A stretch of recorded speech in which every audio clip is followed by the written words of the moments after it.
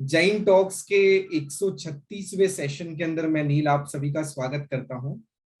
आज देखते ही देखते जैन टॉक्स के 136 नंबर तक भी हम पहुंच गए हैं और आज तक हमारे साथ दुनिया से कई देश विदेश से विद्वान जुड़े हैं और उन्होंने जैन दर्शन से संलग्न कोई ना कोई विषय के ऊपर बहुत ही सुंदर टॉक सेशंस इस प्लेटफॉर्म के माध्यम से दिए। आज ऐसे ही दो पैनलिस्ट हमारे साथ जुड़े हैं।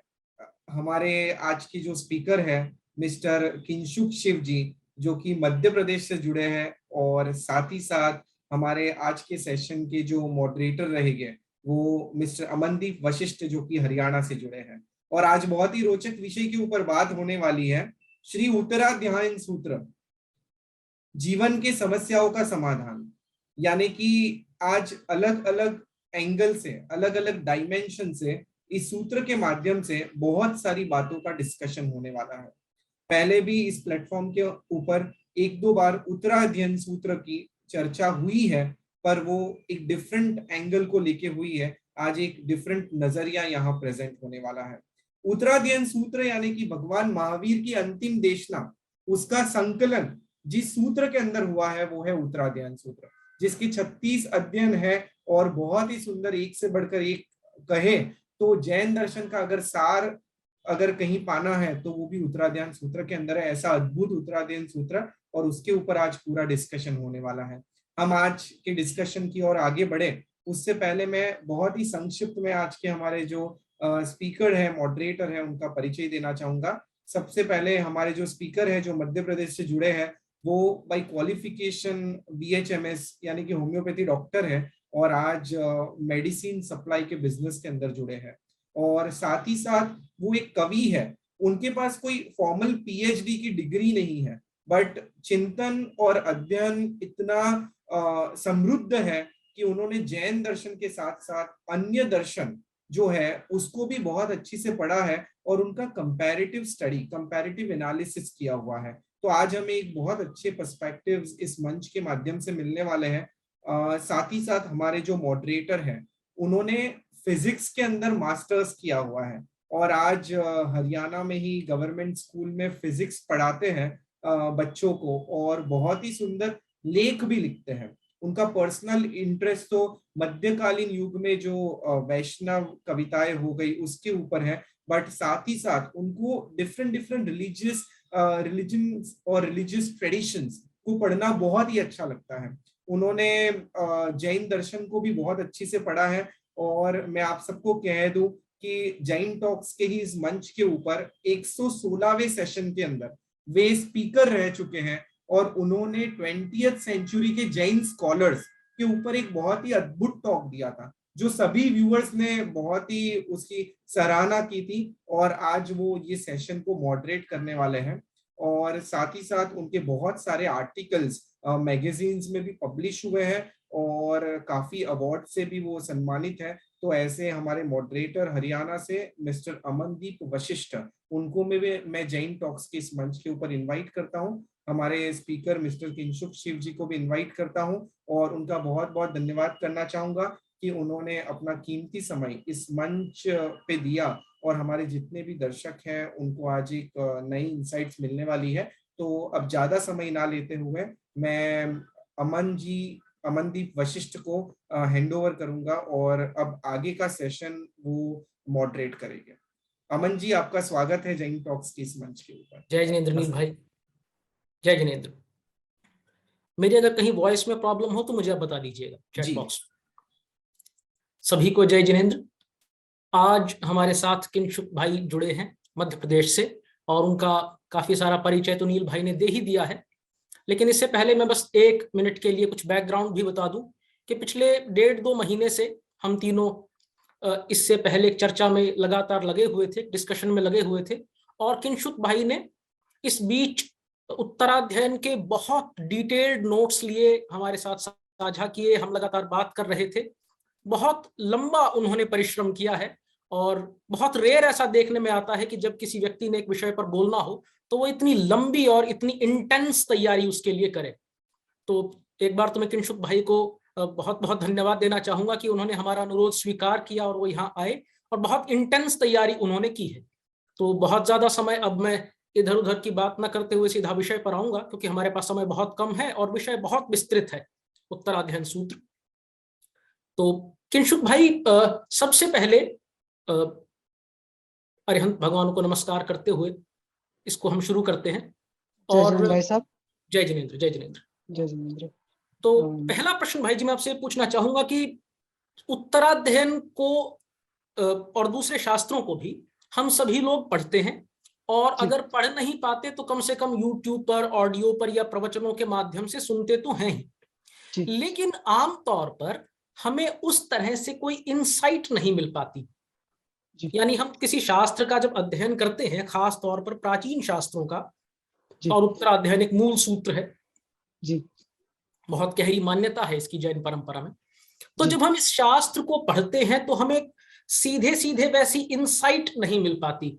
आपने जब इसका अध्ययन किया और आप जब उसमें से इतने इंसाइट्स लेकर आए, तो पहला तो हम आपसे यही जानना चाहेंगे कि आपकी इस शास्त्र को अध्ययन करने की टेक्निक क्या थी, क्या वो कोण था, क्या वो वेंटेज पॉइंट था जहां से खड़े होकर आपने इसका अध्ययन शुरू किया, ताकि अगर हम में से कोई अगर इसका अध्ययन करना चाहे तो इंसाइट कैसे निकाले, ताकि बस एक रूटीन बनकर न रह जाए। जी, सबसे पहले अमन भाई आपका शुक्रिया, नील भाई आपका शुक्रिया ये मंच देने के लिए। दूसरा, मैं सबसे पहले शुरुआत करना चाहूंगा मंगलाचरण से, जो हमारे जैन शास्त्र है, जो आगम है, उसमें उत्तराध्ययन जैसे महान शास्त्र को सबसे पहले प्रणाम करते हुए, चूंकि प्रभु महावीर स्वामी की अंतिम देशना है और सर्वमान्य है, इसके अलावा इसका पठन जो है वो जैन संतों द्वारा होता रहा है, और हम लोग उस परंपरा से, श्रावक परंपरा के भी नहीं होके केवल बात करने के लिए मंच में इसका उपयोग कर रहे हैं। तो कुछ अगर त्रुटि हो तो शासन माता क्षमा करे, हम इच्छामि दुक्कडम, और ग्रंथ को प्रणाम करते हुए मंगलाचरण करता हूँ कि हमें ये जो उत्तराध्ययन का पाठ हम या विवेचना जो भी करना चाहें उसमें हम सफल हों। सबसे पहले उत्तराध्ययन शास्त्र को नमन और जैन शासन माता को नमन। दूसरा, जो आपका क्वेश्चन है अमन भाई, उसमें इनसाइट की आपने बात कही कि उत्तराध्ययन सूत्र को कैसे पढ़ें। देखिए, मैंने जब उत्तराध्ययन सूत्र को पढ़ा तो जैन बैकग्राउंड होने के कारण उत्तराध्ययन सूत्र सबसे पहले प्रवचन के माध्यम से, महाराज साहब के माध्यम से हम सुनते आए थे, लेकिन वो कभी भी उसका व्याख्यान उत्तराध्ययन के रूप में नहीं करते थे। जब हम अपनी कोई समस्या लेके जाते थे तो वो जब उसकी विवेचना करते थे तो डिटेल अध्ययन करने का हमें कहते थे कि इससे आगे अगर तुम्हें चिंतन में जाना है तो उत्तराध्ययन सूत्र का फलाना फलाना अध्याय जो है उसके बारे में उसको पढ़ो, उसके ऊपर चिंतन करो। तो बाल काल से ही उत्तराध्ययन हमारे जीवन का हिस्सा रहा है, क्योंकि हर दीपावली के बाद, कार्तिक सुदी के बाद उत्तराध्ययन सूत्र का अध्ययन या प्रवचन संत लोग किया करते थे 7 दिन। महावीर स्वामी के निर्वाण के समय तक उत्तराध्ययन का पठन की परंपरा रही है पुरानी। मैंने ये पाया है कि उत्तराध्ययन को दो, जैसे ही हम पढ़ते हैं विस्तृत रूप से, तो उत्तराध्ययन 2 हिस्सों में अपने आप को उजागर करता है, प्रकट करता है। एक तो है उत्तराध्ययन का आध्यात्मिक स्वरूप, वह आध्यात्मिक स्वरूप जो कि साधु चिंतन करते हैं, जिन्होंने संसार को छोड़ दिया है, वे साधु लोग जिस आध्यात्मिक स्वरूप का चिंतन करते हैं वो उनका पथ है। और दूसरा उत्तराध्ययन का स्वरूप है व्यवहारिक स्वरूप, जो श्रावक गण और परंपरा को मानने वाले या हम जैसे लोग, सामान्य लोग जो जीवन को लेके संसार के अंदर रमण कर रहे हैं, तो उनके लिए एक पूरा का पूरा फलक जो है उत्तराध्ययन का ओपन होता है। इन दोनों के बीच में अध्यात्म और व्यवहार, इन दोनों के बीच में उत्तराध्ययन को अगर हम पुल कहें तो अतिशयोक्ति नहीं होती। उत्तराध्ययन एक पुल की बात थी। अगर एक सांसारिक जीवन को, संसार को अच्छे से जीने के अलावा अध्यात्म की तरफ रास्ता दिखाने वाला एक शास्त्र है, जो कि मेरे ख्याल से सभी व्यक्तियों को पढ़ना चाहिए। रुचि लेने वाले भी जो जैन शास्त्र में रुचि लेते हैं, आगमों की संख्या बहुत अधिक है और उसका अध्ययन बहुत विस्तार में है। उत्तराध्ययन सूत्र उनके लिए एक कहना चाहिए बहुत आसान सा पठन मार्ग है, जिसपे चल के वो जैन आगमों का पूरा अवलोकन कर सकते हैं। तो ये उत्तराध्ययन की पृष्ठभूमि है। और इंसाइट्स इसमें मेनली ये हैं कि जहाँ ये एक तरफ मोक्ष मार्ग तक के कर्म को उजागर करता है, वहीं दूसरी तरफ सामान्य जीवन के अंदर होने वाली सारी उथल पुथल समस्याएं, व्यवधान, बाधाएं, इन सब के ऊपर चिंतन करने का एक अवसर हमें देता है कि हम जब 1 घंटा या 1.5 घंटा भी अगर उत्तराध्ययन का चिंतन कर सके तो हमारे व्यवहारिक रूप से हम अध्यात्म की तरफ अपने आप को गतिशील होता पाएंगे। बहुत सुंदर किंशुक भाई, आपने ये जो बात कही, बहुत सुंदर बात कही कि वो उत्तराध्ययन अध्यात्म और व्यवहार के बीच एक पुल जैसा कार्य करता है। और अभी पिछली शताब्दी के अंदर जिस तरह से जिन शासन के भीतर डिबेट्स चली हैं, इसको मैं दूसरे शब्दों में कहूं तो निश्चय और व्यवहार के बीच में एक लंबी डिबेट चली है। एक और समयसार, मोक्ष मार्ग प्रकाशक जैसे ग्रंथ, दूसरी ओर रत्नकरंड श्रावकाचार्य जैसे ग्रंथ जो बिल्कुल रूटीन लाइफ पर कैसे कंडक्ट हमें करना है उस तरफ ले जाने वाले ग्रंथ। और आपने बहुत सुंदर शब्दों में कहा कि ये बिल्कुल एक तरह के ब्रिज का काम उत्तराध्ययन करता है, जिसमें अध्यात्म पक्ष भी है और व्यावहारिक पक्ष भी। हालांकि हमारा ये प्रयास रहेगा कि आज की इस टॉक के अंदर, क्योंकि हम जीवन की समस्याओं पर बात कर रहे हैं, तो अधिक फोकस हमारा, अधिक इंक्लिनेशन हमारा व्यवहार पक्ष की ओर रहेगा। और इसी में आगे बढ़ते हुए भाई जी मैं आपसे पूछना चाहूंगा कि जीवन में जो समस्याएं हैं, जो हमारा आज टाइटल है जिसको हम समस्या कहते हैं टेक्निकली, वो समस्या बहुत तरह की हो सकती है। किसी की नौकरी नहीं लग रही है, किसी का विवाह हुआ है या नहीं हुआ है, किसी को संतान से संबंधित समस्या है, किसी को व्यापार से संबंधित समस्या है। दैनंदिन जीवन में, रूटीन लाइफ में जो आदमी की प्रॉब्लम्स हैं वो बहुत गूढ़ आध्यात्मिक या दार्शनिक प्रॉब्लम्स नहीं होती, उसकी बहुत रूटीन प्रॉब्लम्स होती हैं। जैसे मैं एक उदाहरण दूं कि कोई बहुत गूढ़ दार्शनिक प्रश्न को लेकर मैं उतना परेशान नहीं होऊंगा, लेकिन अगर मेरे गले में खांसी चल रही है 15 दिन से तो वो मुझे ज्यादा मेंटली ऑक्यूपाई कर लेता है। तो ये दो पक्ष हमारे सामने बनते हैं, जिसको आपने कहा भी कि निश्चय और व्यवहार या अध्यात्म और व्यवहार के बीच के वो पुल जैसा काम करता है। और ये पूरी जो समस्या है वो हमारे अंदर एक बहुत इंटेंस बेचैनी पैदा करती है, एक आकुलता पैदा करती है। तो उत्तराध्ययन पढ़ते हुए, उत्तराध्ययन देखते हुए, ये जो रूटीन लाइफ की प्रॉब्लम्स हैं जिनको हम आमतौर पर नजरअंदाज कर देते हैं छोटी कह के, उत्तराध्ययन पढ़ते हुए आपके सामने वो कौन सी दृष्टियां आई जिससे जब मेरी जिंदगी में रूटीन प्रॉब्लम्स आए तो मैं उन्हें थोड़ी कम आकुलता के साथ फेस कर सकूं? जी अमन भाई, इसके लिए देखना पड़ेगा कि उत्तराध्ययन किस पृष्ठभूमि से हमारे पास में आया है। उत्तराध्ययन सूत्र को जब कोई सामान्य व्यक्ति शास्त्र से ग्रहण करेगा, देखिए ग्रहण करने के उत्तराध्ययन सूत्र को 2 तरीके हैं। एक तो वो व्याख्यान के जरिए आपके पास पहुंचे किसी संत के थ्रू, या पुस्तक के माध्यम से या शास्त्र के माध्यम से आपके पास तक वो पहुंचे।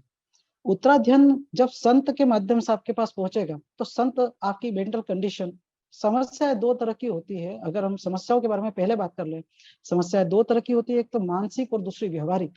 व्यवहारिक समस्याएं आमतौर पर जो व्यापार और उठापटक या किसी तरीके की लाइफ की कंडीशनिंग से जुड़ा हुआ पक्ष है। वहीं मानसिक समस्याएं जो है वो घर वगैरह चिंतन से रिलेटेड प्रश्न रहते हैं आमतौर पे। तो जो संत लोग जब उत्तराध्ययन का व्याख्यान करते हैं, हमारे यहाँ पे एक छोटा सा गांव है थानला, वहां पे संतों का आवागमन हमेशा रहता है और वहां पे संतों से मिलना बड़ी सहज बात है। जब कोई गांव के अंदर जितने भी व्यक्ति हैं, जितने भी परिवार है, वो सब संतों से सहज रूप से मिलते हैं और संत अपना समय सहज रूप से उनके साथ में साझा करते हैं। वो 1 घंटा होता है, 2 घंटा होता है, 2.5 घंटा होता है, या 3 घंटे भी होते हैं। तो 3 घंटे तक संत के साथ में जो हमारे लोग हैं वो चर्चा करते हैं। तो संत जो हैं, आप यकीन नहीं मानेंगे, लेकिन वो संत जो सारा उनको सॉल्यूशन देते हैं वो उत्तराध्ययन के माध्यम से देते हैं। संत उनको नाम से जानते हैं, उनको उनके व्यापार से जानते हैं, उनको उनकी समस्याओं से भी जानते हैं। संत को ये पता है कि इनके घर में क्या समस्या चल रही है, ये मानसिक रूप से किस व्याधि से पीड़ित हैं। तो संत जो समाधान देते हैं वो लेते उत्तराध्ययन से हैं, लेकिन उस समाधान को कंडीशनिंग करके उस व्यक्ति के हिसाब से उसे एक सॉल्यूशन देते हैं। आमतौर पे साइकेट्रिक जिस तरीके से काम करता है उसी तरीके से वह काम होता है। उत्तराध्ययन इन सब मामलों के अंदर अगर हम डिटेल में जाना चाहें तो उत्तराध्ययन की पृष्ठभूमि हमें देखनी पड़ेगी। उत्तराध्ययन की पृष्ठभूमि कही जाती है महावीर स्वामी की अंतिम देशना।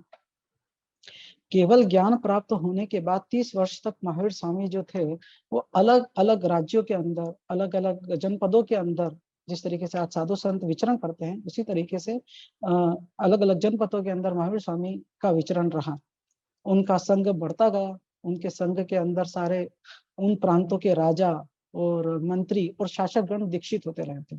तो महावीर स्वामी को अगर हम अध्यात्म का निश्चय पक्ष का एक महत्वपूर्ण बिंदु माने कि जहां पर बहुत शुद्धता है, जहां पर किसी भी तरीके की सांसारिक मिलावट नहीं है, अगर हम निश्चय न्याय और व्यवहार न्याय को मानेंगे तो कई लोग जो है विद्वान लोग वो निश्चय न्याय के बारे में ये कहते थे कि ये बहुत ही गुप्त रूप से कहे जाने वाली बात है, इसको प्रकट रूप में देखा जाना संभव नहीं है या प्रकट रूप में इसके साक्ष्य नहीं मिलते निश्चय न्याय के। लेकिन महावीर स्वामी की जब हम बात करते हैं तो वो निश्चय न्याय के प्रखर स्तंभ थे, एक केंद्र बिंदु थे महावीर स्वामी को। जिस तरीके से हम किसी अवतारी पुरुष को मानते हैं, वैसे ही महावीर स्वामी को हम निश्चय न्याय का केंद्र बिंदु अगर माने तो हम ये बड़े आसानी से देखते हैं कि वो जो दी गई देशना है, वो जो महावीर स्वामी की दी गई सारी देशनाएं हैं, वो निश्चय से व्यवहार की तरफ होने वाली गतिशीलता है, निश्चय से व्यवहार के होने की तरफ जाने वाला प्रवाह है। और अंतिम देशना, प्रथम देशना से महत्वपूर्ण हमेशा सदैव अंतिम देशना रहेगी, क्योंकि वो सार रहता है। जब भी हम कंक्लूड करते हैं, जब हम सार की बात करते हैं, तो हम ये देखते हैं कि जो अंतिम देशना रहती है वो सबसे अधिक महत्वपूर्ण रहती है। तो सबसे अधिक महत्वपूर्ण ग्रंथ और सबसे अधिक महत्वपूर्ण देशना जो है वो है उत्तराध्ययन। अब उत्तराध्ययन का वाचन महावीर स्वामी से उनके शिष्यगणों से उनके साधुगणों और उनके साधुगणों से सामान्य जन तक पहुंचा। तो आज वर्तमान में जो जैन संघ का स्वरूप हम देख पा रहे हैं, वो यह कहा जाए कि उत्तराध्ययन की ही देन है, कोई अतिशयोक्ति नहीं होगी। दूसरी बात, महावीर स्वामी ने जब ये सारे प्रवचन दिए, अंतिम देशना दी, तो उनके पास सारा जो जनपद थे वो सारे समृद्ध थे। उनके पास धन की, व्यापार की, उस समय चलने वाली कोई किसी भी तरीके की जो भौतिक सुख सुविधा रहती है, उनसे वो सुसंपन्न लोग थे।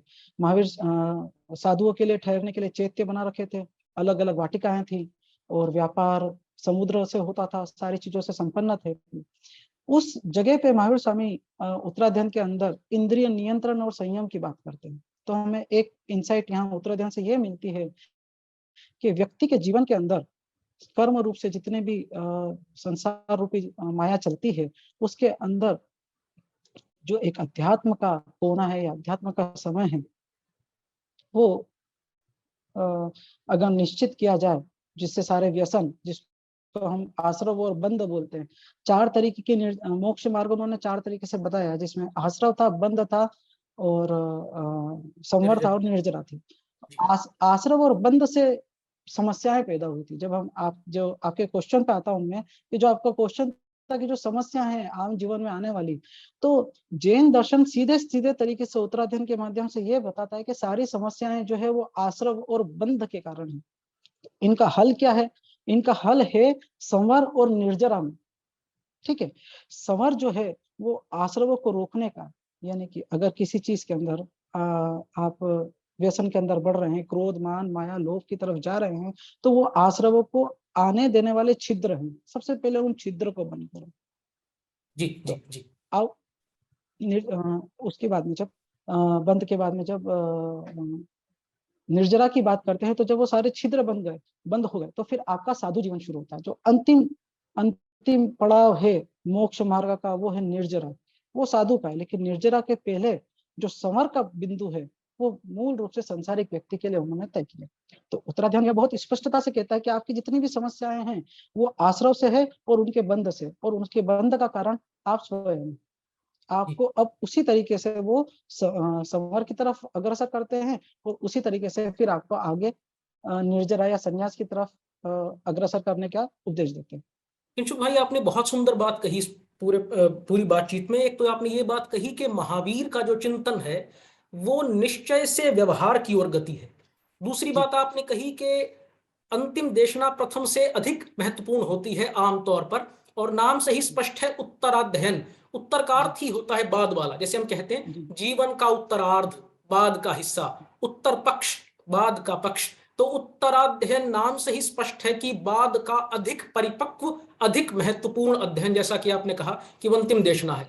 तो इसको आपने बहुत सुंदर ढंग से रूपायित किया। तीसरा आपने कहा कि सारी समस्याओं का जो बीज है वो आश्रव में और बंध में है, और उसका जो निराकरण है, उसका जो सॉल्यूशन है, उसके सॉल्यूशन के दो हिस्से बनते हैं, एक संवर और दूसरा निर्जरा। हालांकि निर्जरा साधु जीवन से संबंधित है और अधिक जो सामान्य हम जैसे लोगों का, श्रावकों का जो जीवन है उसके साथ ज्यादा संवर जुड़ता है। इसी को बातचीत को आगे बढ़ाते हो भाई जी, क्योंकि ये बहुत लंबा विषय है और हमें बहुत सारे दूसरे प्रश्न भी यहाँ पर लेने होंगे थोड़ा सा, तो इसी बात को, इसी पक्ष की और हम दोबारा लौटेंगे। उससे पहले एक बात मैं आपसे और पूछना चाहूंगा। जैसे नील भाई ने बात की शुरुआत में कहा था कि 36 अध्ययन हैं, 36 चैप्टर्स हैं इन टोटल। और जब मेरी आपसे बात होती रही है पहले भी, तो आपने और दूसरे विद्वानों ने भी बहुत जिक्र किया है कि इस उत्तराध्ययन का जो बहुत पॉपुलर, बहुत सेलिब्रेटेड जो अध्ययन है वो केशी गौतम संवाद, जिस पर आपके आचार्य आदरणीय श्रद्धेय उमेश मुनि जी महाराज साहब ने बहुत विस्तृत काम किया है, एकेडमिक काम किया है 3 वॉल्यूम्स के अंदर। आज हम देखते हैं भाई जी, पूरी दुनिया के अंदर अगर कोई प्रॉब्लम है तो वो है एब्सेंस ऑफ रिकॉन्सिलिएशन, समन्वय का अभाव, कंट्राडिक्शंस रिजॉल्व नहीं हो सकते।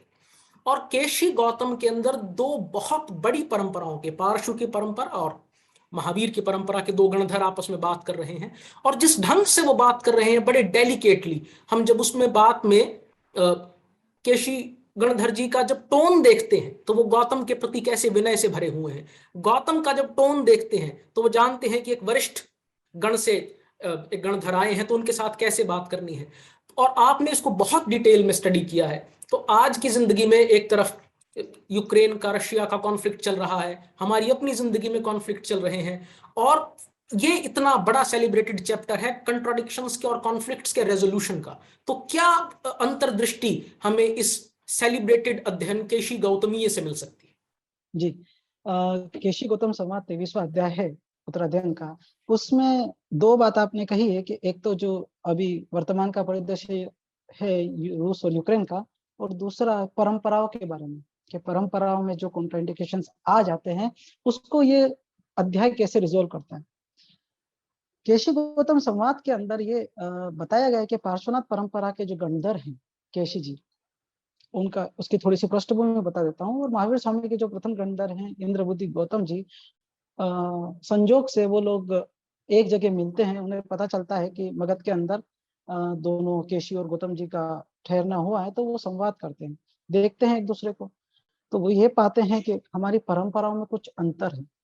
ये बड़ी अभूतपूर्व बात है कि 2 तीर्थंकरों की परंपरा में अंतर कैसे हो सकता है। जब पहुंचना एक जगह है तो मार्ग अलग अलग कैसे हो सकते हैं। तो इस परंपरा के ऊपर लेके उन्होंने क्वेश्चन करे हैं। लेकिन ये एक जिसको कहते हैं कि सांकेतिक वार्ता है, ये उस सब्जेक्ट में है कि जो उस समय का भारत था, उस समय की जो जम्बूद्वीप की भूमि थी, उसके अंदर अनेक वाद, अनेक परंपराएं रहा करती थी, और वो परंपराओं के अंदर क्लेशेस हुआ करते थे। और ये क्लेशेस जन सामान्य को किसी एक परंपरा को भी चुनने में बड़ी मुश्किलात पैदा करते थे। होता ये था कि जन सामान्य जब किसी को प्रचंड विद्वान मानता है, किसी को संत मानता है, साधु मानता है, लेकिन 2 साधु आपस में मिलकर झगड़ रहे होते हैं, आपस में वाद विवाद होता है। विवाद की बड़ी बड़ी सभाएं हुआ करती थी कि किसका वाद श्रेष्ठ है, किसका विवाद मतलब किसका मानना श्रेष्ठ है। इससे अलग केशी गौतम संवाद की महत्व यह है कि वो संवाद है, वो वाद नहीं है, वो संवाद है, वो वार्ता है कि किस तरीके से हम विनय के साथ एक मध्यम मार्ग निकालते हैं कि हम सांकेतिक रूप से इस चीज को समझ सके। तो केशी गौतम संवाद में उसका कुल सबसे पहला क्वेश्चन ये है कि हमारी परंपराओं में अंतर कैसे। तो वो इसका बड़ा सुंदर उत्तर देते हैं कि कालखंड के क्रम से है कि उस समय के जो साधु थे, जितने भी पुराने प्रथम तीर्थंकर के समय के साधु थे, वो बड़े सरल हृदय के थे लेकिन जड़मती थे। उन्हें ये धर्म की कठिन बातें नहीं समझाई जाती थी। उन्हें केवल आत्मदर्शन, और एकदम भोले लोग हुआ करते थे, उस आत्मदर्शन के माध्यम से धर्म को समझाया जाता था। जो मध्यम तीर्थंकरों के जितने भी साधु हुए, वो सरल भी हुए और ज्ञानी भी हुए। उन्हें वो दोनों चीजें प्रॉपर तरीके से समझ में आ जाती थी, आत्मज्ञान भी और समस्त संसार का विज्ञान भी। लेकिन जो अंतिम तीर्थंकर हैं, उनके जो साधु हैं, उनको जड़मती कहा गया, और रिजु, सरल और जड़मती, मतलब कहने का मतलब है कि उनको पालन करने में कठोर, उनके लिए कठिन पड़ता है, लेकिन समझने के अंदर वे बड़े संपन्न हैं। तो जिस तरीके से कालखंड ने उनके अंदर अलग अलग गुण डेवलप करे हैं, उसी उसी गुण की कंडीशन से ये परंपराओं में अंतर आया है। यानी कि परंपरा को सहजता से लचीला बनाया गया है।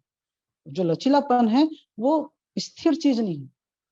लचीलापन जो है वो समय के साथ आई हुई चीज है। जैसे कि एक एग्जांपल हम पहले भी बात कर चुके हैं, गुब्बारे का और लोहे के छर्रे का, कि जिस तरीके से एक लोहे का छर्रा है और एक गुब्बारा है, उसके अंदर फर्क ये रहता है कि गुब्बारे का परिमाप बढ़ता है लेकिन उतनी ही उसकी नश्वरता भी बढ़ती है। लेकिन लोहे की गोली जिस तरीके से उसका परिमाप बहुत कम रहता है लेकिन उतनी ही वो अनश्वर रहती है। तो जैन मतलब जो तत्व रूप है वो केंद्र बिंदु लोहे के छर्रे की तरह ठोस, नहीं बदलने वाला और शाश्वत है। और जो गुब्बारा है वो कितना भी फैल जाए, कितना भी अपना रूप बदल ले, गुब्बारा पहले छोटा होता है लेकिन जब उसमें हवा भरते है तो वो बड़ा होता जाता है, तो वो अपना कितना भी रूप बदल ले लेकिन वो नश्वरता है, वो नश्वर है। तो उत्तराध्ययन सूत्र के माध्यम से यही पता चलता है कि जो मार्ग है वो आत्मा का स्वरूप ही है। जो बाहर चेंजेस दिख रहे हैं उससे इसका आपके मार्ग में कोई परिवर्तन नहीं होने वाला। दिखाई ऐसा देता है कि जैसे गुब्बारे के दो सिरे आपस में एक दूसरे से दूर होते जाते हैं, तो ये दिखाई देने में लगता है कि एक दूसरे से बिल्कुल भिन्न है, लेकिन वो एक ही गुब्बारे के हिस्से हैं और उसका जो केंद्र है वो ठोस लोहे की गोली है। तो वो पूरा जो उनका संवाद है वो अपने मत को स्थिर करने में नहीं हुआ, वो एक मध्यम मार्ग को प्रकाशित करने में हुआ। तो ये बड़ी अद्भुत बात थी कि केशी गौतम संवाद उस समय चल रहे सभी विवादों का एक सॉल्यूशन था, कि सारे विवादों के बीच में से एक ऐसा मार्ग निकल जाए जहां से सभी चीजों की एक्सपेक्टेंसी, मतलब सारी चीजों का समन्वय लोग देखने लगे। जी भाई जी, आपने बहुत सुंदर बात इसमें कही। और आपने शुरुआत में जैसे कहा कि ये मूलतः वाद नहीं संवाद है। दूसरा आपने कहा कि परंपरा को किस ढंग से लचीला बनाया गया है। और तीसरा आपने जो उदाहरण दिया, निश्चित रूप से मैं भी उससे सहमत हूं कि जिस तरह से गुब्बारे के अंदर में एक लोहे का छर्रा डाल दें तो गुब्बारे का परिमाप, गुब्बारे का जो वॉल्यूम है वो तो बहुत बड़ा होता चला जाता है और ऐसा लगता है कि गुब्बारा कोई बहुत बड़ी चीज है, लेकिन उसकी वल्नरेबिलिटी उतनी ही ज्यादा होती है, एक सुई चुभ होते ही वो फूट जाएगा पूरा का पूरा। और जो अनश्वर है, जो अधिक स्थिर है, वो लोहे का छर्रा दिखने में छोटा है। तो हम इसको मेरे ख्याल इस ढंग से भी समझ सकते हैं कि श्वेतांबर और दिगंबर परंपराओं के जो अंतर है वो काल क्रम से देखने में जरूर बड़े लगते होंगे, लेकिन उनके बीच का जो समान तत्व है, जो तीर्थंकर की जो देशना है, वो उतनी ही स्थिर और उतनी ही समान और दोनों के बीच में उतनी ही कॉमन ठहरती है। तो मेरे विचार में ये आपने बहुत सुंदर ढंग से इस बात का समाधान किया।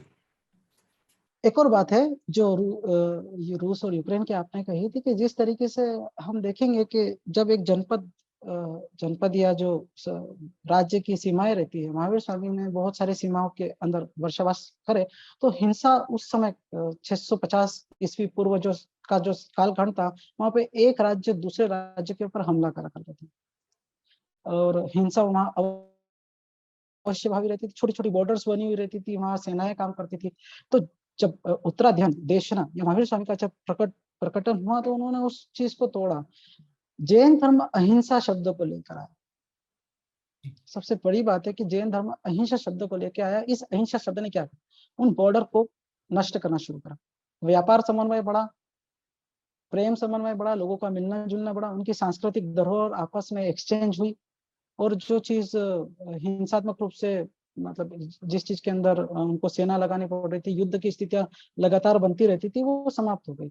तो एक वैशाली गणराज्य जो है लिच्छवी संप्रदाय का, जिसके अंदर बोलते जिन महावीर स्वामी की अधिकतर देशनाएं उस संप्रदाय के बारे में हुई, तो उसका स्वरूप चेंज हुआ। महावीर स्वामी की देशनाओं के बाद में वो एक स्वतंत्र गणतंत्र के रूप में सामने आया, जिसका कि आज हमारे भारत का स्वरूप है कि वहाँ सारे राज्य एक साथ हैं। तो जो प्रोग्रेस होती है वो किसी राज्य की नहीं होती, वो एक देश की होती है, एक कंट्री की होती है। अगर सारे ये जो समन्वयता है, ये इसके लिए उन्होंने अहिंसा का उपदेश दिया, जो कि एक तरीके से सबसे महत्वपूर्ण उद्देश्य या शिक्षा मानी जाती है महावीर स्वामी की। लेकिन सांसारिक परिदृश्य में वो शिक्षा इतनी महत्वपूर्ण है, अगर केवल अहिंसा पर ही विचार किया जाए तो इससे व्यवहार के कई रास्ते सुगमता से खुल जाते हैं। एक व्यक्ति दूसरे व्यक्ति से व्यवहारिक रूप से बहुत अच्छे से जुड़ सकता है, प्रेम भाव से अच्छे से जुड़ सकता है। और सबसे बड़ी बात है निर्भयता। आज हिंसा क्यों है? आज हिंसा का सबसे बड़ा कारण है भय। एक एक अधिक ताकतवर से एक कमजोर व्यक्ति को हमेशा भय लगता है, तो कमजोर व्यक्ति और अधिक साधन संपन्न होना चाहता है। यूक्रेन को और रूस को फॉर एग्जांपल हम बात करने के लिए ले लेते हैं कि एक अधिक समृद्धशाली राज्य जो है वो उसको अपने भीतर मिलाना चाहता है, और एक कमजोर राज्य उस स्वतंत्रता को खोना नहीं चाहता, वो अपने आप का बचाव करना चाहता है। तो महावीर स्वामी के समय पे भी भारत के जो अलग अलग राज्य हैं, उन्होंने जब ये अहिंसा का आचार सुना कि अहिंसा यानी कि हम निशस्त्रीकरण की नीति पे चलेंगे, हम एक दूसरे पर शस्त्र नहीं उठाएंगे, तो जब हम शस्त्र नहीं उठाएंगे तो हम व्यापार करेंगे, सांस्कृतिक मिलेंगे जुलेंगे, सांस्कृतिक धरोहर को एक्सचेंज करेंगे। तो ये सारी शिक्षाएं जो थी ये टूटे नहीं। जो पार्श्वनाथ जी ने परंपरा शुरू करी थी, जो चली आ रही थी, वो विच्छिन्न होने लगी थी, क्योंकि उन परंपराओं के बाद भी अंतिम समय में केशी गणधर ये देखते थे कि उन परंपराओं के अंदर विच्छिन्नता ही है, लेकिन महावीर स्वामी के समय पे वो पुनः से उन्होंने उस चीज की स्थापना करी। तो एक डूबते सूर्य थे। इसमें भाई जी आपने बहुत सुंदर बात कही, और प्रश्नों को आपने अहिंसा की बात की है। इससे पहले कि हम आगे चलें, 2 पार्टिसिपेंट्स ने हैंड रेज किया है, मैं सामने स्क्रीन पर देख पा रहा हूं। तो मेरा निवेदन है कि अगर पॉसिबल हो तो चैट बॉक्स में आप अपना प्रश्न टाइप कर दें, मैं उसको पढ़ पाऊंगा और फिर उसको पढ़ करके किंशुक भाई को मैं सुना पाऊंगा। और इसी अहिंसा की बात को आगे लेकर चलते हुए, आपने अहिंसा की बात कही, तो भाई जी अब हम आज़ादी का अमृत महोत्सव मना रहे हैं, 75 साल हो गए हैं, और हमारे अपने हिंदुस्तान का जो फ्रीडम मूवमेंट रहा है उसमें गांधी जी ने अहिंसा को, जो हमारे जो पंच महाव्रतों में से एक बड़ा केंद्रीय महाव्रत है, उस महाव्रत को किस तरह से एक सामाजिक औजार के रूप में परिवर्तित किया गांधी जी ने, और पूरे भारत के अंदर एक मूवमेंट के रूप में उसको तब्दील किया। और हम ये भी जानते हैं कि गांधी जी के ऊपर श्रीमद राजचंद्र जी का बहुत प्रभाव रहा था। उन्होंने माय एक्सपेरिमेंट्स विद ट्रूथ में एक पूरा चैप्टर लिखा है राजचंद्र भाई के नाम से, श्रीमद राजचंद्र जी पर। जी। तो उत्तराध्ययन के परिप्रेक्ष्य में आज आप इतने साल के बाद, 1947 के बाद 75 वर्ष होने को आए हैं, तब जिस तरह से अहिंसा को सामाजिक जीवन में लागू कर पाए गांधी जी, क्या आज आपको कोई पॉसिबिलिटी दिखती है? क्योंकि जिस तरह का अब पूरे विश्व का सिनेरियो बन रहा है, उससे तो हमारे जीवन की जो हम समस्याओं की बात कर रहे हैं उसमें तो ऐसा लगता है कि अब बहुत बातचीत होने लगी है साधारण लोगों के अंदर कि देखो भाई, कैसे एक ताकतवर देश ने कैसे कमजोर देश को पीट दिया। तो आप जितना अधिक मिलिटराइज होंगे, जितना अधिक हथियार इकट्ठा करेंगे, उतना अधिक सुरक्षित रहेंगे। तो एक तरह से हम कहें तो हिंसा ने एक सैद्धांतिक रूप धारण करना शुरू कर दिया है लोगों के मन के अंदर। तो ऐसे माहौल में अब इतने साल के बाद क्या आपको कोई संभावना लगती है, और उत्तराध्ययन में वो कौन से चैप्टर्स हैं और वो कौन से हिस्से हैं जहां से आपको ये लगता है कि अब हम अहिंसा की बात न सिर्फ पर्सनल लाइफ में बल्कि सोशल लाइफ में भी कर पाएंगे? क्योंकि सारी चीजें अंततः पर्सनल नहीं होती। जैसे अभी हम बात कर रहे हैं तो एक तरह की सोशल गैदरिंग है, एक तरह की सभा है, बहुत लोग बात कर रहे हैं। तो अहिंसा को आप सोशली प्रतिफलित करने का क्या मार्ग उत्तराध्ययन में देखते हैं? सबसे पहले तो ये माना जाए कि संवाद, विमर्श, और जिसको कहते हैं कि बातचीत से सुलझाना, ये जो एक जुमला चलता है इन सभी चीजों के बीच में कि जो संवाद है वो हो, उस संवाद की जो पूरी पृष्ठभूमि है वो आपको उत्तराध्ययन में मिल जाएगा। जो देशना है वो एक तरीके का संवाद है। महावीर स्वामी जैसे महावीर स्वामी की देशना जो है वो विभक्त हुई है, सबसे पहले गणधरों में, गणधरों के बाद में साधुओं में, साधुओं के बाद में लोक में। तो जिस तरीके से वो देशना एक विमर्श के कुछ बिंदु थे कि इन बिंदुओं पे विचार किया जाए कि अहिंसा क्यों जरूरी है। उत्तराध्ययन सूत्र का पहला ही अध्याय विनय के ऊपर है। पहला ही अध्याय अगर आप देखेंगे कि उत्तराध्ययन सूत्र का जो है वो विनय के ऊपर है, और विनय के बाद में संयम निर्वाह आता है। और तीसरी चीज आती है कि जीवन के 4 दुर्लभ अंग कौन कौन से हैं, जिसमें मनुष्य जन, धर्म, श्रवण और श्रद्धा और संयम, इन 4 बिंदुओं के अंदर ये शुरू के जो 4 अध्याय हैं वो बड़े गौर करने लायक बात है। कि सबसे पहले वो विनय की बात करते हैं कि बड़े भी हैं, ताकतवर भी हैं, लेकिन विनय पूर्वक संवाद को आगे है। अगर कोई व्यक्ति ताकतवर है, बड़ा है, तो ये उसकी जिम्मेदारी कि वो संवाद को सबसे पहले पहल करे। संवाद की पहल जो है वो ताकतवर से की जाती है, अपेक्षा जो है, तो इसे कहा जाता है विनय। तो उत्तराध्ययन का जो पहला सूत्र साधु के रूप में समान रूप से महत्वपूर्ण है, श्रावक के लिए समान रूप से महत्वपूर्ण है, व्यक्ति विशेष के लिए समान रूप से महत्वपूर्ण है, और एक पूरे राष्ट्र के लिए भी समान रूप से महत्वपूर्ण है कि जो सबसे ज्यादा ताकतवर है वो विनय की शुरुआत करे। विनय की शुरुआत करने के बाद में वो संयम दिखा।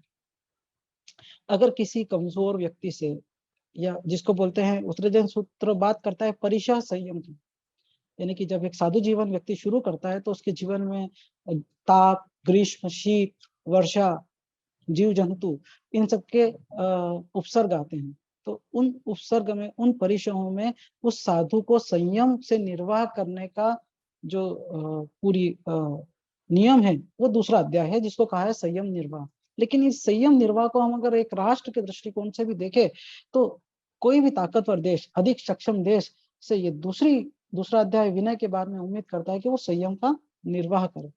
वो ये जाने कि जिस जीवन को वो लेने की बात कर रहा है वो मनुष्य है, और मनुष्य जन्म, फिर उस चीज को आगे बढ़ाते हुए उत्तराध्ययन ये कहता है कि मनुष्य जन्म कितना दुर्लभ है।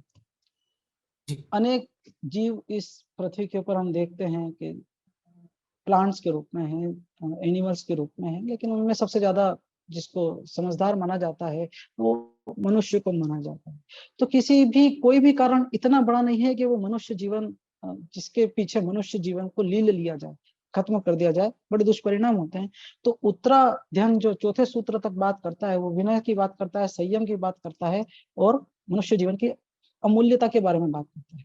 चौथी वो बात करता है कि प्रमाद को रोको।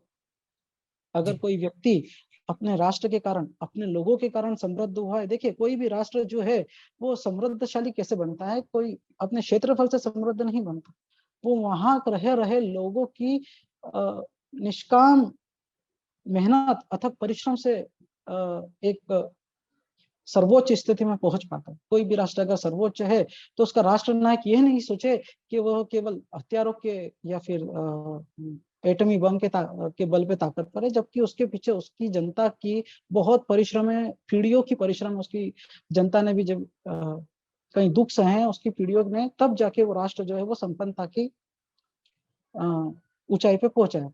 तो उत्तराध्ययन का जो चौथा अध्याय है वो उस प्रमाद से बचने को कहता है कि आप प्रमाद करने से पहले ये चिंतन कर लो कि आप जिस अवस्था में हो वो किन की बदौलत है। जी।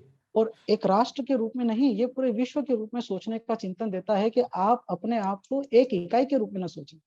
जैसे रूस है वो कोई एक इकाई नहीं है, भारत है वो कोई एक इकाई नहीं है, अमेरिका है वो कोई एक इकाई नहीं है। अगर हमें सोचना है तो हमें एक संपूर्ण विश्व के बिंदु को दिमाग में लेके सोचना पड़ेगा, उसको ध्यान में रख के बात करनी पड़ेगी, क्योंकि सभी लोग संसार में, विश्व में रहने वाले जो व्यक्ति हैं वो अपने राष्ट्र को समृद्ध बनाने में जुटे हैं। उनका अथक परिश्रम है, उनकी पीढ़ियों का अथक परिश्रम है, और केवल प्रमाद के कारण युद्ध को आह्वान न किया जाए। जो अहिंसा है वो यहाँ पे भी लागू होती है। जैन धर्म अगर ये कहता है कि सावध हिंसा का त्याग करो, तो सावध हिंसा यानी कि वध का त्याग करो। और जब वध का, निशस्त्रीकरण की जैन धर्म बात कर रहा है, तो उसके पीछे कितना संयम होगा इसका अंदाजा लगाइए। और एक व्यक्ति के तौर पे ये संयम बढ़ता है, लेकिन एक राष्ट्र के तौर पे इस संयम की महत्ता और बढ़ जाती है। जी, और उसमें भाई जी जिस तरह से आपने ये प्रथम 4 चैप्टर्स लेकर के जो एक तरह से मैं कहूं कि पूरे ग्लोबल ऑर्डर के लिए, पीस के लिए जो एक मॉडल सुझाया है, वो विनय श्रुत से लेकर के और किस तरह से परिशहों को और उसके बाद प्रमाद से बचते हुए और उसमें संयम की जो भूमिका बनती है, उसमें भाई जी मुझे याद आ रहा है कि एक बार आपने बात करते हुए मुझे कहा था कि जैसे अभी आपने थोड़ी देर पहले कहा था कि महावीर की जो देशना है वो निश्चय से व्यवहार की ओर चलती है, और आपने ये भी कहा था कि उत्तराध्ययन जो है अपनी स्ट्रक्चर में बहुत मेथडिक है और व्यवहार नए को स्ट्राइक करता है। तो मैं इसी बात पर लौटते हुए मैं ये आपसे पूछना चाहूंगा, क्योंकि हमने पूरे विश्व की बड़ी बड़ी समस्याओं को अभी चर्चा की है, तो थोड़ी देर के लिए एक बार दोबारा कुछ छोटी समस्याओं पर लौटते हैं। मान लीजिए कि किसी बच्चे का आपने बहुत मेहनत की है, और बहुत मेहनत करने के बाद भी अभी वो बच्चा है और उसके साथ हम उस तरह से बात भी नहीं कर सकते, उससे कोई बहुत गंभीर चिंतन की हम उम्मीद नहीं कर सकते क्योंकि बहुत छोटा बच्चा है। और मान लिया जाए कि बहुत स्टडी के बाद भी उसके मनपसंद कॉलेज में एडमिशन नहीं हुआ, तो उससे उसके मन में बहुत आकुलता पैदा होती है। उस आकुलता की स्थिति में ये जो एक मैथडिक स्ट्रक्चर है शास्त्र का, वो बच्चा भले ही ना पढ़ पाए, लेकिन मेरी मान्यता है कि कम से कम उसके घर पे जो बड़े पेरेंट्स हैं, दादा दादी हैं, वो लगातार इस शास्त्र का अध्ययन कर सकते हैं। तो उस घर के बड़ों के लिए, ये सिर्फ एक एग्जाम्पल के रूप में मैंने कहा है, और भी दूसरे एग्जाम्पल्स हो सकते हैं। जैसे मान लीजिए व्यापार की भी समस्या हो सकती है, नौकरी की भी समस्या हो सकती है। मैंने सिर्फ एक छोटी सी समस्या इसलिए ले ली बच्चों की, क्योंकि बहुत कॉमन प्रॉब्लम है। तो उस घर के बड़े उत्तराध्ययन को देखते हुए, समझते हुए, उसमें से क्या इंसाइट ले कि उस बच्चे के मन में जो आकुलता पैदा हो गई है, उस आकुलता को एड्रेस किया जा सके।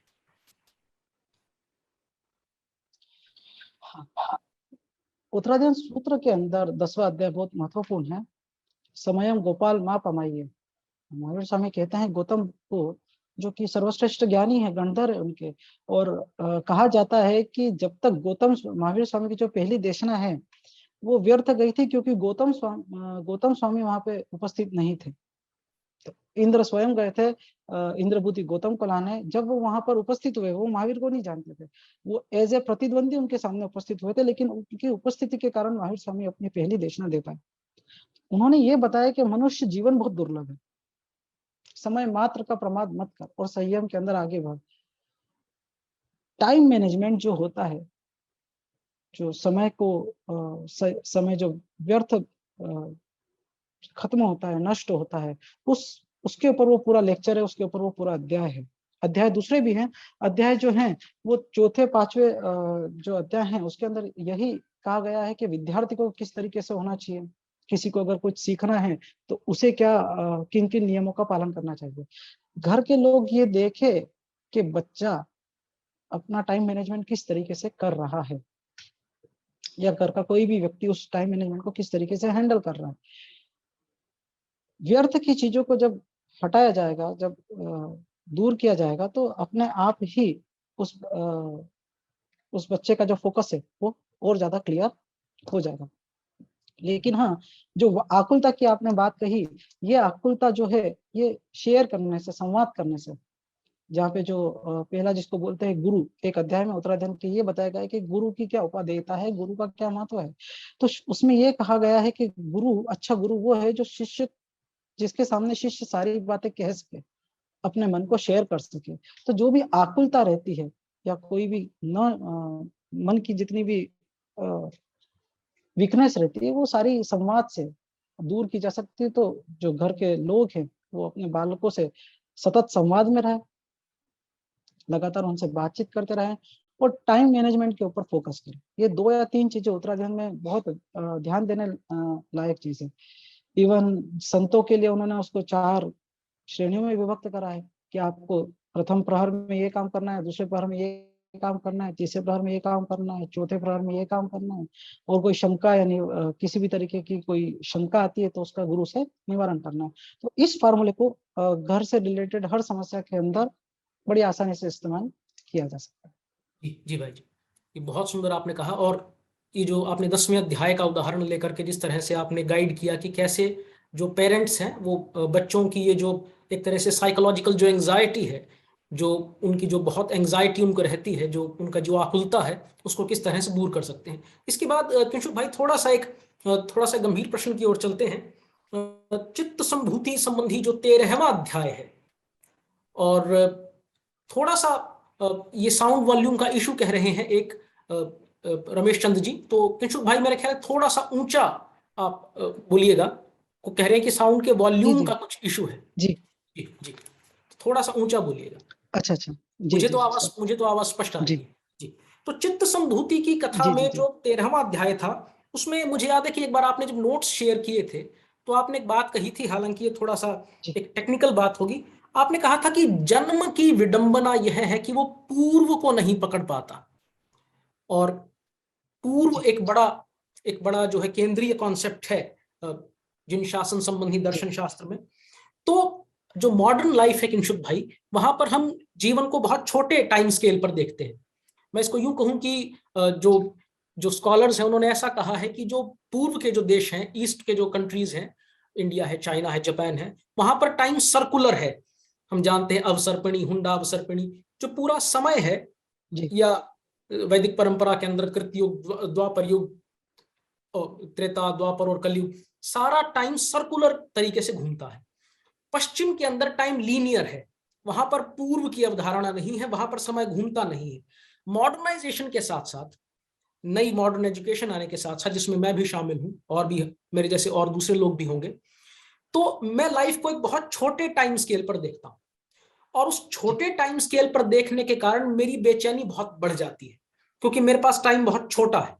मैं अब टाइम को बहुत लंबे स्केल पर नहीं देखता। और आपने ये कहा था कि जब तक हम पूर्व को नहीं पकड़ पाएंगे, या कम से कम उसकी कोई झलक हमें उस ढंग से नहीं मिल पाएगी, तो मॉडर्न माइंड के लिए उस पूरे कॉन्सेप्ट को केवल एक चमत्कार के स्तर पर न देखते हुए साइकोलॉजिकल इंसाइट के लेवल पर मैं उत्तराध्ययन से कैसे पकड़ पाऊं कि मेरी ये जो बेचैनी है लाइफ को छोटे टाइम स्केल पर देखने की, एक बर्थ है और एक डेथ है, ना तो मुझे बर्थ से पहले का कुछ पता है, ना डेथ के बाद का कुछ पता है, सब संशय में है, सब हवा हवाई मामला है।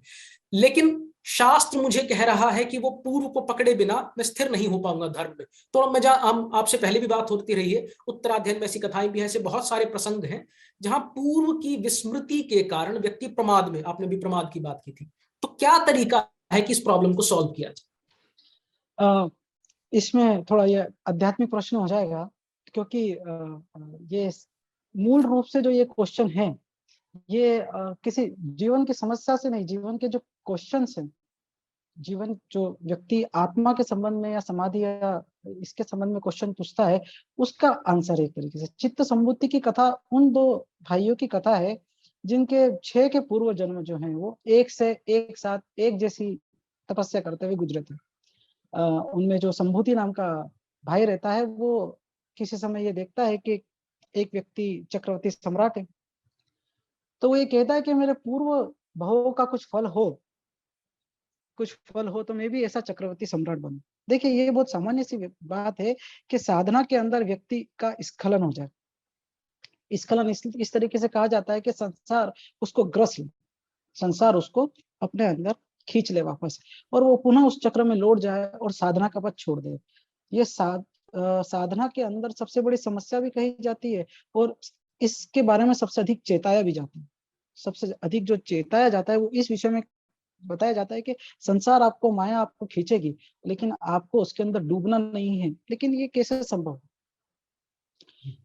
अर्जुन का भी गीता में श्री कृष्ण से यही सवाल था कि मैं कैसे उस पथ को कैसे जानूंगा, उस मार्ग पे कैसे बढ़ूंगा। तो श्री कृष्ण कहते हैं कि जिन्होंने पूर्व जन्म में जहां तक गए हैं, नए जन्म से विस्मृति अवश्य होती है, लेकिन उनकी स्खलना नहीं होती। वे पुनः उस मार्ग को प्राप्त करते हैं और उस मार्ग पर आगे बढ़ जाते हैं। तो श्री कृष्ण के मुखारविंद से ये जो सुक्ति निकली थी, उसका एक अर्थ ये है कि हमारे जीवन में जब हम जीवन जीते हैं, तो कहीं किसी समय पे, किसी जैन धर्म ये मानता है कि किसी पूर्व के कर्म के पुण्य के फल स्वरूप हमें ये चेतना उत्पन्न होती है कि हम आत्मा संबंधी साधना की तरफ जाएं, आत्मा की तरफ जाएं, ये भी जानने की कोशिश करें कि मैं कौन हूँ, मैं क्या हूँ, और उससे संबंधित कार्यों को शुरू हम करें। तो पूर्व की स्मृति हमेशा, जैसे फिल्मों में बताते हैं कि पूर्व जन्म की स्मृति हो आई, पूरा जन्म पिछला याद आ गया, इस तरीके से नहीं होती है। केवल जिज्ञासा पैदा होती है। जैन शासन में इसको सम्यक जिज्ञासा कहेंगे कि एक जिज्ञासा पैदा होती है स्वयं की आत्मा के बारे में। और जब उस जिज्ञासा के क्षेत्र में आगे बढ़ा जाता है, तो ये पता चलता है कि सांसारिक उपलब्धियां जो हैं, उस जिज्ञासा के क्षेत्र में कोई बिल्कुल अनुपयोगी, कोई उनका उपयोग नहीं है। तो वो ये देखता है कि ये जो शांति है, ये जो आत्मा का प्रदेश है, वो क्या है, जी, अध्यात्म क्या है। तो वो जब उस पथ के ऊपर आगे बढ़ता जाता है, तो वो धीरे धीरे धीरे धीरे धीरे जो संसार से संसारिक चीजों को छोड़ता जाता है। हम उसे संन्यास नहीं कहेंगे, क्योंकि कई बार व्यक्ति संन्यास नहीं समझता है, लेकिन उसके मन में एक विरक्ति पैदा होती है, एक निर्वेद पैदा होता है, जिसके अंदर होता ही है कि वो एक तरफ अग्रसर होता जाता है और दूसरी चीज अपने आप उससे छूटती जाती है। अब इस बीच में अगर किसी व्यक्ति की मृत्यु होती है, तो वो संस्कारवश, ऐसा माना जाता है अध्यात्म क्षेत्र में कि संस्कारवश उसे पुनः उस चीज की चेतना मिलती है। तो जो चित्त संबुद्धि का चैप्टर है, 13वां चैप्टर, वो यही है कि पूर्व की स्मृति तो आती है, लेकिन पूर्व में केवल आपने पुण्य नहीं भोगे हैं, आपने संसार को भी भोगा। तो पूर्व में स्मृति आपको संसार की भी आएगी और आपके आत्मदर्शन की तरफ जाने का भी मन होगा। लेकिन अगर आप उसमें से एक भाई जो है वो संसार की तरफ चला गया है संबुद्धि, और दूसरा भाई जो है चित्त, वो अध्यात्म की तरफ गया है, वो अपने भाई को चेताने आया है, वो अपने भाई को बोलता है कि तू संसार की तरफ क्यों मुड़ गया, तू चल और पुनः इस मार्ग पे प्रतिष्ठित हो। लेकिन वो भाई कहता है कि मुझे सारी स्मृति है, मुझे ये अच्छे से पता है कि मेरा मन भी मुझे जिज्ञासा करने को कहता है, लेकिन मैं इस चीज को नहीं छोड़ सकता। तो उत्तराध्ययन ये कहता है कि ज्ञानी व्यक्ति भी अनाचार में लिप्त हो सकता है। कोई ज्ञानी व्यक्ति भी है जिसको संपूर्ण ज्ञान भी है और वो ज्ञान पूर्व ज्ञान नहीं है। हम थोड़ी देर के लिए जाति स्मरण को छोड़ दें, थोड़ी देर के लिए पूर्व स्मृति को छोड़ दें, लेकिन केवल ज्ञान की ही बात करके ज्ञान, अपने जो वर्तमान समय का ज्ञान है उसको जानने वाला भी अनाचार की तरफ मुड़ जाता है। अनेक ज्ञानी व्यक्ति जो हैं वो बुद्धि संपन्न होते हैं, विद्वत्ता संपन्न होते हैं, लेकिन अनाचारी भी होते हैं, दुष्ट भी होते हैं, क्योंकि वो अपना वो संस्कारवश जो उनका कर्म है वो छोड़ नहीं पाते, दुष्कर्म जो है वो छोड़ नहीं पाते। तो उत्तराध्ययन इस बारे में सचेत करता है। तो ये एक आध्यात्मिक प्रश्न है कि इसकी बड़े विस्तृत चर्चा करी जा सकती है कि किस तरीके से इसकी तरफ आगे समाधि है, तप है, और उसमें किस तरीके से दृढ़ रहा जाए, और जाति स्मरण ज्ञान क्या होता है, पूर्व स्मृति क्या होती है, इन सारी चीजों की डिटेल तरीके से समझने के लक्षण है कि किस तरीके से आप पकड़ सकते हैं। लेकिन जो आपने बात कही कि एक छोटे स्केल पे खड़ा हुआ आदमी किस तरीके से छोटे काल खंड को देखने वाला कि मेरी यहाँ पर जीवन है और यहाँ पे मृत्यु है, इस बीच में मैं उस पूर्व को कैसे पकड़ पाऊंगा। तो वो पूर्व जिस तरीके से दस्तक होती है वो जिज्ञासा के माध्यम से, जिसको सम्यक जिज्ञासा या ब्रह्म सूत्र कहता है, अर्थात तो ब्रह्म जिज्ञासा, उस जिज्ञासा के माध्यम से ही उसको उसका सूत्र मिलता है। हर व्यक्ति को उस जिज्ञासा के माध्यम से उसका सूत्र मिलता है। ये उस व्यक्ति के ऊपर है कि उस जिज्ञासा के सूत्र के साथ वो कितना चल सकता है। यात्रा के अंदर उसको ये मार्ग भी मिलता है हर व्यक्ति को। अपनी जिज्ञासा को, इसके बारे में यही कहना चाहूंगा कि अपनी जिज्ञासा को समय दे, उसे व्यर्थ न माने। अगर आपके मन में स्वयं को लेके, आत्मा को लेके कोई क्वेश्चन उठता है तो स्वाध्याय करें, तब बात की बात है, लेकिन सबसे पहले स्वाध्याय करें, सबसे उससे भी पहले चिंतन करें, मनन करें और स्वाध्याय करें, तो उसके बड़े विस्तार। जी भाई जी, आपने उसमें जो बहुत सुंदर आपने बात कही कि ये तो हालांकि है तो ये मूलतः अध्यात्म का प्रश्न, लेकिन हमने जीवन की समस्याओं के भीतर इसको लिया और ये जीवन से संबंधित एक जिज्ञासा एक तरह से कही जा सकती है। इसमें आपने बीच में एक शब्द का प्रयोग किया कि किसी किसी व्यक्ति को ऐसा लग सकता है कि उसको संसार के प्रति विरक्ति या निर्वेद का भाव आ रहा है। तो जब नील भाई से बात होती थी तो उन्होंने ये भी कहा था कि उत्तराध्ययन के संदर्भ में आज एक जो मनोवैज्ञानिक जो बहुत बड़ी प्रॉब्लम है, जो डिप्रेशन की जो एक बात है, अवसाद की जो एक बात है, मॉडर्न लाइफ का एक बहुत बड़ा एक पहलू बन गया है। तो भाई जी, कोई व्यक्ति इसको डिस्टिंक्ट कैटेगरीज के रूप में कैसे समझे? ऊपर ऊपर से किसी व्यक्ति के भीतर संसार से विरक्ति आ रही है या वो संसार से निराश है, डिप्रेस है, इसको डिफरेंशिएट कैसे करेंगे? यानी व्यक्ति ये कैसे पहचान पाए कि मेरे अंदर कोई सच्ची विरक्ति है? एक सच्ची विरक्ति होना एक बात है, दूसरा ये कि वो लाइफ की प्रॉब्लम से परेशान होकर के किसी तरह डिप्रेशन में आ गया है। ऊपर ऊपर से ऐसा लग सकता है कि दोनों में ही वो संसार से थोड़ा सा अलगाव का भाव है, एलियनेशन का भाव है। तो इनको इन दो कैटेगरीज को अलगाएं कैसे, इनको पहचाने कैसे कि मेरे अंदर सच्ची विरक्ति है या मैं वैसे ही किसी साइकोलॉजिकल डिप्रेशन में आ गया? जी जी जी जी। तो एक बार मैंने आपसे अमन भाई बात करते हुए कहा था कि रस जो है वो चीजों को विकृत करने से मिलता है। व्यक्ति की जो सामान्य बुद्धि है, जो लौकिक किसी चीज को भोगने की बुद्धि है, वो ये है कि उसको अगर किसी चीज को रस प्राप्त करना है तो उस चीज को नष्ट करना पड़ेगा। एक बार अगर आपको याद हो तो अपनी चर्चा हुई थी कि व्यक्ति के अंदर भोग की प्रवृत्ति किसी चीज को नष्ट करने से मिले हुए रस से मिलती है, लेकिन अध्यात्म में किसी चीज को छोड़ने से उस रस की प्राप्ति होती है। दो तरीके की रस की प्राप्ति होती है, दोनों में रस है। हम ये समझ ले कि जब किसी व्यक्ति किसी चीज को नष्ट करता है, जैसे फल को समझ ले कि फल को अगर जब निचोड़ता है तो उसका रस प्राप्त करता है, उसी तरीके से उस चीज को स्वाद करने के प्रति ही विरक्त कर दे व्यक्ति को कि यार उस चीज को छोड़ना है, उसी में उसको आनंद आ रहा है। तो ये दो तरीके का रस विभक्तिकरण है अध्यात्म में। और जो डिप्रेस व्यक्ति है, डिप्रेस व्यक्ति भोगना चाहता है, रस को भोगना, यानी किसी चीज को नष्ट करके रस पाना चाहता है, लेकिन वो उसके अंदर पर्याप्त रूप से सक्षम नहीं है, उस रस को उस तरीके से प्राप्त करने में सक्षम नहीं है जो भोग से उसको मिलने वाला है, तो वो डिप्रेस होता है। और अध्यात्मिक व्यक्ति उस चीज को छोड़ने से रस प्राप्त कर रहा है, तो वहां तो उसको कोई प्रयास करने की आवश्यकता नहीं है, केवल संयम ही है। और जैन धर्म और उत्तर धर्म सूत्र बार बार आपको संयम की तरफ इशारा करेंगे कि उस रस प्राप्ति का आनंद लेके देखिए कि क्या छोड़ने का रस है।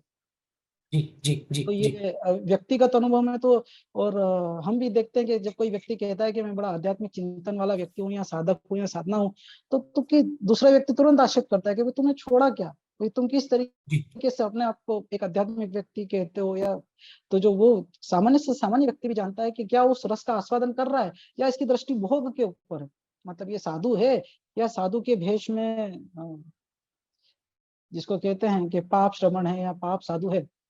भोग की दृष्टि क्या है, रस तो एक ही है, जी दो अलग अलग जगहों के रस है, लेकिन उस रस को प्राप्त करने की दृष्टि क्या है ये महत्वपूर्ण है, कि या तो वो भोगने से आ रहा है या वो छोड़ने से आ रहा है। इन जी दोनों का जी। जो पीछे का रहस्य है वही मेरे ख्याल से आपके बहुत क्वेश्चन का। बहुत सुंदर बात किंशुक भाई। अब 8 बज रहे हैं, बहुत हम बिल्कुल एकदम समय समाप्त होने के बस 2-3 मिनट ही दूर हैं। तो इससे पहले कि मैं किंशुक भाई जी, इससे पहले कि मैं नील भाई को हैंड ओवर करूं, बस एक आखिरी बात आपसे एक जिज्ञासा के रूप में, एक विद्यार्थी के रूप में जानना चाहूंगा। इन 36 अध्ययनों में, उत्तराध्ययन में, आपका व्यक्तिगत रूप से सबसे प्रिय अध्ययन कोई एक या दो कौन से हैं? जब आप पूरा अपने इस पूरे उत्तराध्ययन से गुजरे तो व्यक्तिगत रूप से आपको क्या लगा कि आपको किसने अध्ययन ने सबसे अधिक आकृष्ट किया? 1 मिनट में 28 और 29, 28 और 29, जहाँ 28वां अध्याय मोक्ष मार्ग को लेके है, ज्ञान दर्शन चरित्र और तप के बारे में विवेक को लेकर है, और 29वां है सम्यक पराक्रम। तो पहला चीज है कि जो 28वां अध्याय है वो आपकी बुद्धि को स्थिर करने की बात करता है, और 29वां अध्याय जो है वो पराक्रम की बात करता है। आपकी चिंतन तो है, बुद्धि है, लेकिन आप कितने पराक्रमी हैं, कितनी क्षमता है आप में उसके पूरी जो नियमावली है वो 29वें अध्याय की बहुत महत्वपूर्ण है। तो चिंतन की दृष्टि से 28वां और पराक्रम की दृष्टि से 29वां। 28वां अध्याय है मोक्ष मार्ग और 29वां अध्याय है सम्यक पराक्रम। ये दोनों चैप्टर मुझे सबसे अच्छे सुंदर लगे। बहुत बहुत आभार किंशुक भाई। और मैं उम्मीद करता हूं कि कभी आपसे विस्तार पूर्वक इसके, क्योंकि आज समय बहुत थोड़ा था और हमें बहुत व्यावहारिक पक्ष पर बात करनी थी, लेकिन मैं जानता हूं कि आपका जो मूल चिंतन है वो आध्यात्मिक है और आपका जो प्रिय विषय है वो तात्विक बिंदुओं पर चिंतन करना है। तो एक तरीके से मैं जी कहूं जी कि जी जी। आपको हमने एक तरीके से कहूं कि बलपूर्वक इस ओर लाए कि आप व्यावहारिक पक्ष की ओर बात करें। लेकिन मैं कभी ये आशा करता हूं आपसे कि आप विस्तार पूर्वक अपने जो प्रिय अध्ययन है 28वां 29वां और इस उत्तराध्ययन के जो तात्विक पक्ष हैं उन पर भी आप बात करेंगे। और इसके बाद मैं अभी बहुत हैंड ओवर करना चाहूंगा किंशुक भाई को कि किंशुक भाई अब आगे की प्रोसीडिंग्स देखें। नील भाई। थैंक बहुत यू बहुत सो धन्यवाद मच अमन अमन भाई। भाई। जी जी किंशु भाई, आप कुछ बोल रहे हैं? मैं अमन भाई को बहुत बहुत धन्यवाद देना चाह रहा था कि उन्होंने संभाला। भाई मैं आपके विद्यार्थी के रूप में ही कंडक्ट कर रहा था। आभार भाई जी। ना ना ना। जी बहुत ही सुंदर आप दोनों का ये संवाद, बहुत ही इंटरेस्टिंग ये संवाद रहा। और जिस तरह आपने प्रश्न छेड़े और जिस तरह किंशुक भाई ने इसके समाधान दिए, डेफिनेटली मैं मानता हूं कि जितने भी व्यूअर्स हमारे साथ जुड़े हैं उनको नए नए इंसाइट्स, नए नए पर्सपेक्टिव्स आज की इस टॉक सेशन के माध्यम से मिले होंगे। सो हम सभी बहुत बहुत धन्यवाद करते हैं दोनों युवा विद्वानों का, जो एक हरियाणा से जुड़े हैं और एक मध्य प्रदेश से जुड़े हैं, और हमारे दर्शक जो दुनिया के अलग अलग कोनों से जुड़े हैं। और हम जूम के माध्यम से, जैन टॉक्स के माध्यम से इस मंच के ऊपर एकत्रित हुए, और हर शुक्रवार को हम शाम को 7 बजे मिलते हैं, जहां ऐसे ही कोई ना कोई रोचक विषय के ऊपर बात होती है। सो मैं आप सभी का भी धन्यवाद करना चाहूंगा कि आप अपना इतना कीमती समय निकालते हो जैन टॉक्स के इस एपिसोड को देखने के लिए। सो इसी के साथ हम आज के सेशन को विराम देंगे, बट विराम देने से पहले मैं सभी को कहना चाहूंगा कि जैन टॉक्स के अंदर हर दिन कोई ना कोई लर्निंग सीरीज चलती है। जैसे कि आप अगर मंडे चेक करोगे तो जैन फाउंडेशन के अंदर मंडे को अध्यात्म के ऊपर बेस्ड अध्यात्म उपनिषद नाम का ग्रंथ, उसके ऊपर स्वाध्याय चलता है, जो कि एलडी इंस्टीट्यूट के फॉर्मर डायरेक्टर और शुद्ध रत्नाकर के founder doctor Jitendra B Shah के द्वारा ये कराया जाता है। बहुत ही अमेजिंग स्वाध्याय होता है। ट्यूसडे को गंधर्वाद सीरीज चलती है, वेनसडे को सज्जाई के ऊपर, यानी कि कविता के माध्यम से, संगीत के माध्यम से कैसे स्वाध्याय किया जाए। सज्जाई का मतलब ही होता है स्वाध्याय, स्व का अध्ययन करना। उसके ऊपर बहुत ही शानदार सीरीज जो कि पिछले हफ्ते ही शुरू हुई है, और 2 वेनसडे से लगातार हम लोग बहुत ही सुंदर तरीके से ये सज्जाइयों को लर्न कर रहे हैं। हर वेनसडे नई नई सज्जाएं आती है। साथ ही साथ गुरुवार को यशो विजय जी महाराज साहब महोपाध्याय जी, जो कि 17वीं सदी में होके गए, और उनके द्वारा जो 24 की रचना हुई है उसके ऊपर बहुत ही सुंदर विवेचन पूर्ण गान को भी हम सीख रहे हैं, तो आप उसके अंदर भी जुड़ सकते हैं। हर शुक्रवार को जैन टॉक्स, और उसके बाद जैन डाइट और आयुर्वेद, जो कि डॉक्टर अरुण विजय सागर ले रहे हैं। बहुत ही सुंदर ये टॉक सेशन चल रहा है, तो आप उसके अंदर भी जुड़ सकते हैं। और शनिवार को पुनः गंधर्वाद 7 से 8 होता है। आपको कोई भी इंफॉर्मेशन चाहिए तो आप जैन फाउंडेशन के कॉन्टैक्ट नंबर के ऊपर मैसेज कर सकते हैं, कॉल कर सकते हैं, या व्हाट्सएप के ऊपर भी आप बात कर सकते हैं। आपको चैट बॉक्स के अंदर लिंक और साथ ही साथ कॉन्टैक्ट नंबर भेजा गया है। मैं पुनः जैन फाउंडेशन की टीम, जैन फाउंडेशन के हमारे फाउंडर की ओर से दोनों पैनलिस्ट अमन भाई, किंशुक भाई, दोनों का हार्दिक अभिवादन करता हूं। और हम पुनः ऐसे ही जैन टॉक्स के मंच के ऊपर मिलेंगे और ऐसे ही रोचक विषयों के ऊपर बात करेंगे, ऐसी आशा रखता हूं। इसी के साथ हम आज के इस अध्याय को विराम देते हैं, और विराम देने से पहले जगत के सभी जीवों का कल्याण हो, जगत के सभी जीवों का मंगल हो, जगत के सभी जीव हमारे मित्र हैं, कोई भी हमारा वैरी नहीं है, इस भावना के साथ प्रार्थना। अणु परमाणु शिव बनी जाओ, अखा विश्व नु मंगल ताओ, सर्वे जीवो मोक्षे जाओ। खामे मी सव्व जीवे, सव्वे जीवा खमंतु में, मित्ति में सव्व भूयेसु, वैरम मज्जन केणई, सर्वथा सौ सुखीता हो, पापना कोई आचरो, राग द्वेष तीन मुक्त बनीने, समता सौ समाचरो।